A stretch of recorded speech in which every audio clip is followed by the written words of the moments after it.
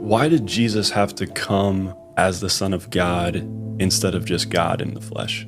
Yeah, that's powerful. Well, when God created our pristine parents, the first human beings, Adam and Eve, we know that in Genesis 1 and 2, everything was perfect.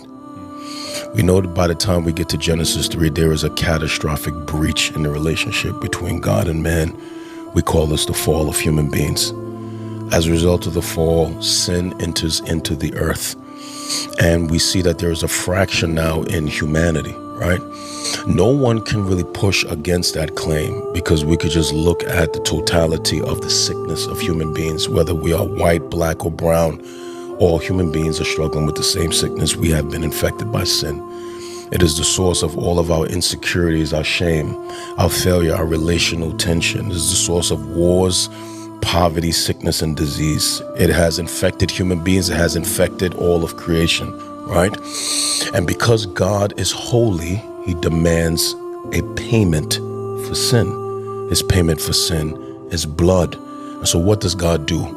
When the people of Israel, that nation is formed, he gives them a sacrificial system in which they have to constantly keep shedding the blood of animals to temporarily atone for sin. God's payment for sin is that blood must be shed. Wow. So for thousands of years, you have these Israelites shedding the blood of animals as a temporary atonement for sin. That was a foreshadow of what Christ would do. So Christ, who has always existed, let's make sure that's clear, has always existed. He is not a created being. He is part of the Godhead, the Father, Son, and the Holy Spirit, right? A spirit cannot shed blood.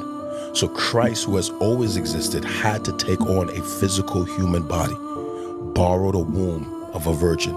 And now that he has a physical body, now that body could be mutilated and the blood from that body can be shed so that atonement can be made for the sins of the whole world, in which you and I who are saved now, we reap the righteousness of that atonement. So Christ could not come as God. He had to come as a physical man because blood had to be shed to pay the price for sin. Yo, that nigga just snapped. That was the best explanation for Christ that I've seen. One of the best.